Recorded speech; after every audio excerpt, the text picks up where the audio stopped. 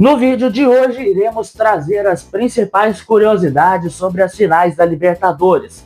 Este ano teremos de um lado o Flamengo e do outro lado o Palmeiras, simplesmente a reedição da decisão de 2021.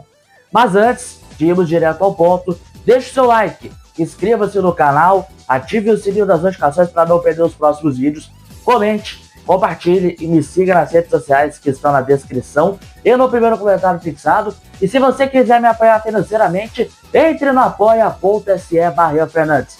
Agora sim, vamos ao que interessa. Solta a vinheta.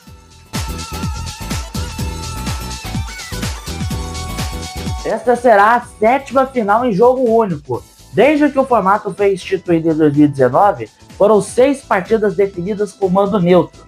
Será a segunda vez que a cidade de Lima, capital peruana, irá sediar uma decisão de Libertadores deste formato. Junto do Rio de Janeiro e o seu maior estádio, que é o Maracanã, o Monumental U será o estádio que mais recebeu as finais de jogo único, ambas com 2 finais cada. Aliás, vale ressaltar no recorte geral, desde 1960, quando houve a primeira edição da Taça Libertadores, o Estádio Nacional do Chile recebeu 8 finais, e é o estádio que mais recebeu as decisões. Em 1965, 66, 67, 74, 76 e 1987, estas 6 disputadas no formato de playoffs, e outras 2 partidas finais que foram disputadas em 1982 e em 1993. Esse ano foi quando o São Paulo foi o bicampeão. Depois veio o Estádio Centenário de Montevidéu, que recebeu 8, sendo em 4 playoffs, 68, 73, 77 e 1981, essa que foi ali a final que o Flamengo conquistou sua primeira taça, com o Zico sendo decisivo. 3 jogos com clubes locais em 70, 80 e 88.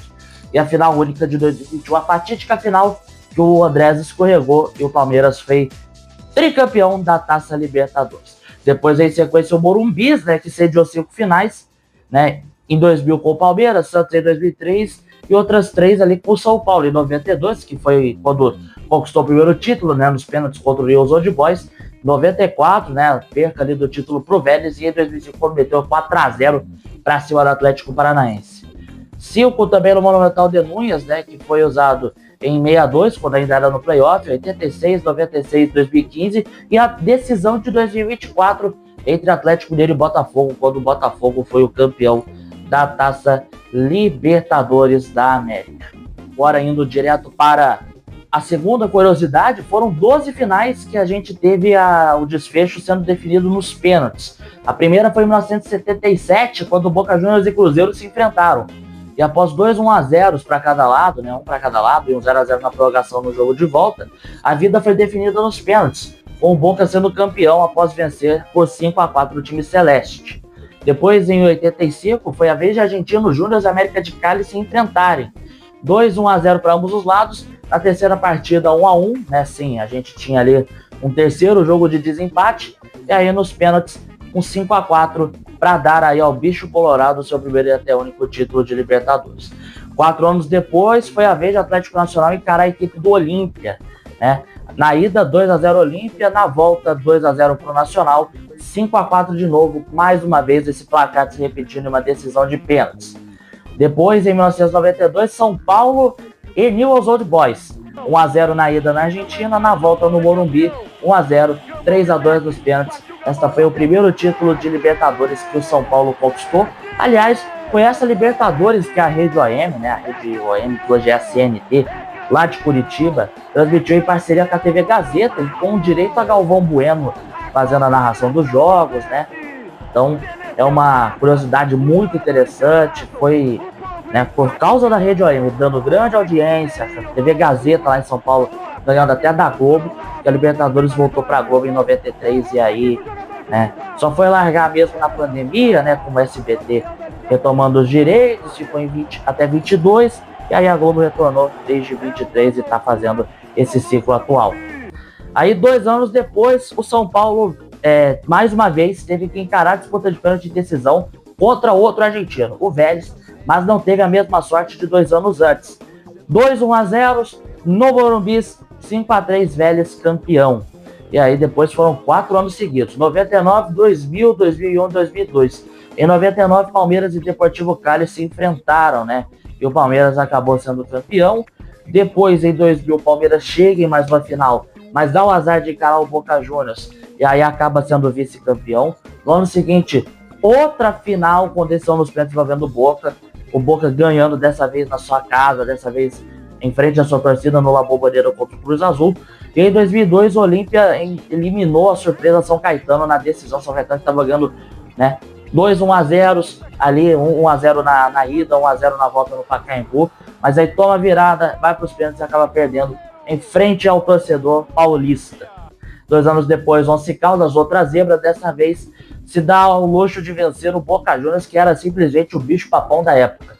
2 empates em 0-0 na ida e 1-1 na volta, 2-0 colombiano nos pênaltis, uma das piores disputas de pênalti da história da Taça Libertadores, e aí o Once Caldas se sagrou campeão em 2004, o ano das zebras.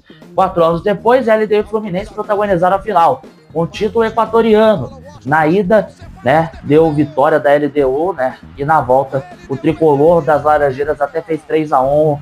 Tem aquela controvérsia de que ainda teve pênalti ainda no decorrer do jogo, né, a arbitragem não marcou nada e aí foi para os pênaltis.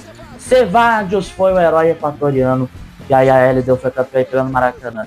E depois de 2013, a última decisão que foi definida nos pênaltis foi com o Atlético Mineiro, com o Ronaldinho Gaúcho, com o Jô, com o Bernard, com o Diego Tardelli, companhia limitada, com o Vitor Seu Salvador, né? 2-0 na ida, né? Uma derrota, né? Lá em Paraguai, lá em Assunção. Outro 2-0 com o gol de Leonardo Silva no final. O jogo foi para os pênaltis, 4-3. E aquele time do Galo, que veio, chegou nas viradas, foi lá e foi campeão, sendo uma das Libertadores mais difíceis aí da história. O primeiro brasileiro a chegar no bicampeonato foi o Santos de Pelé, Pepe, Zito, Coutinho e companhia limitada. Venceu a edição de 62 e, não satisfeito, levou 63 também, com direito a 2 vitórias sobre o Boca Juniors. Depois, quem chegou no bi, por vários e vários anos depois, foram as equipes do Cruzeiro que levou 76 e levou 1997, o São Paulo, que levantou 2 seguidas em 92 e 93 e poderia ter sido tri em 94, né? Parou pro Vélez. Também tivemos o Grêmio chegando ali com o bicampeonato em 83 e depois em 95. Aí mais uma vez foi o Flamengo, né? O Flamengo levou em 81 e em 2019. O Palmeiras em 99, 2020. O time do Santos foi o primeiro bicampeão. E o São Paulo foi o primeiro tricampeão, conquistou 92, 93 e 2005. Depois vieram o Santos, né? O Santos que conquistou 2011. O Internacional conquistou um bi em 2006 e 2010. Também tivemos mais tarde ali contra o tri, o Grêmio levando em 17, o Palmeiras levando na sequência ali em 21, o Flamengo levando em 22 e este ano Flamengo e Palmeiras estão na luta pelo primeiro brasileiro a ser tetracampeão da Libertadores.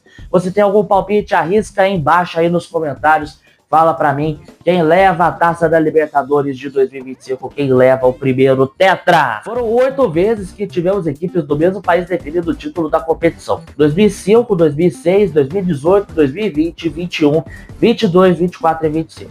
Esta será a 5ª final da história que irá se repetir, né, o confronto. Tivemos em 62 e 2003 jogos entre Santos e Boca, em 69 e 71 partidas entre Estudiantes e Nacional, em 86 e 96 River Plate e América de Cali, e em 62 e 2011 Santos e Peñarol.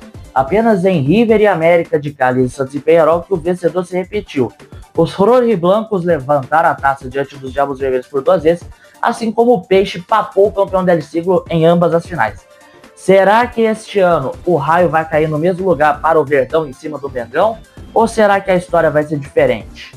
O primeiro brasileiro a chegar na final de Libertadores foi o Palmeiras, lá na 2ª edição, em 1961. O Alviverde encarou o Peñarol, mas acabou sendo derrotado. Perdeu a ida pelo placar mínimo de 1-0, mas aí empatou na volta em 1-1.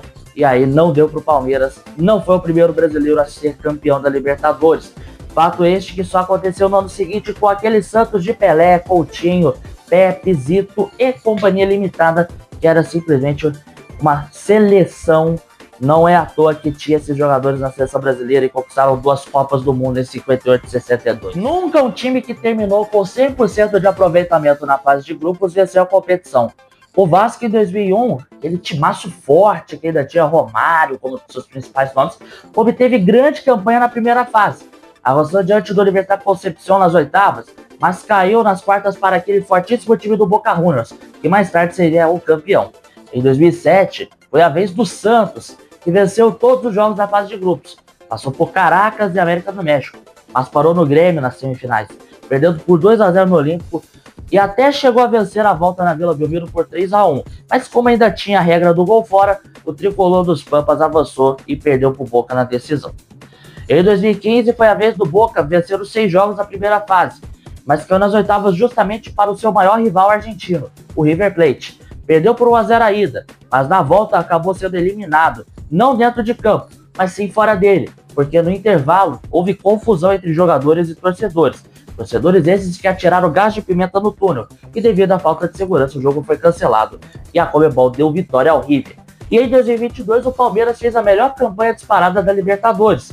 Eliminou seu Porteiro das oitavas e Atlético Mineiro das quartas, mas nas semifinais parou para o Furacão, o Atlético Paranaense, que perdeu a decisão para a equipe do Flamengo.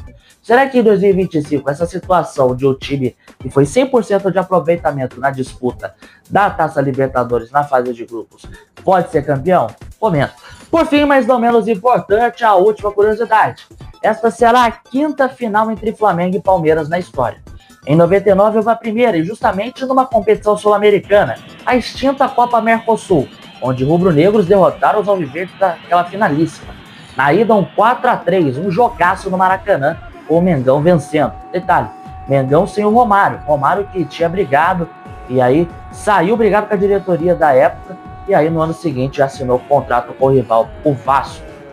Mas aí o Flamengo tinha nomes ali como Caio Ribeiro, tinha o Klemer, tinha o Lê, que foi o herói improvável, né, na partida de volta, e terminou empatado em 3-3. E um jogaço digno, né? O Flamengo, que era, digamos assim, um time muito inferior, não fazia grandes campanhas no Brasileiro e tal, mas aí chegava nessa decisão, era o azarão, mas conseguiu vencer aquele timaço do Palmeiras, aquele mesmo Palmeiras que meses antes havia sido campeão da Taça Libertadores, que dias antes havia perdido de forma roubada, é verdade, o Mundial de Clubes para o Manchester United, né, com aquela falha do Marcos e o gol do Roy Keane, mas o Palmeiras amassando o time dos Diabos Vermelhos, né? Mas o Flamengo conseguiu, de forma épica, de forma merecida, de forma memorável, conquistar a extinta Copa Mercosul.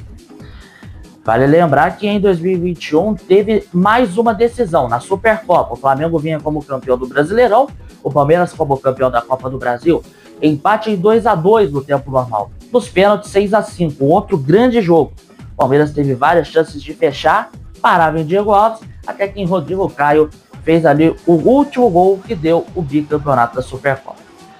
Meses depois foi a vez de a gente ter a fatídica final da Taça Libertadores em Montevidéu. Dessa vez com o Verdão vingando. Abriu o placar com o gol do Veiga no início do jogo.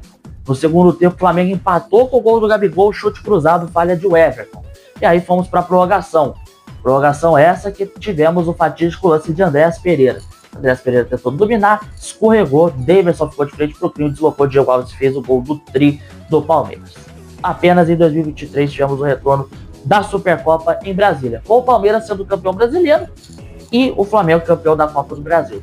O Flamengo abriu o placar, gol de pênalti de Gabigol, provocação, mas depois o Palmeiras virou, o Flamengo empatou, o Palmeiras fez 3-2, o Flamengo empatou de novo, teve golaço de calcanhar do Pedro, e aí o último gol veio com uma falha bizarrésima do Santos.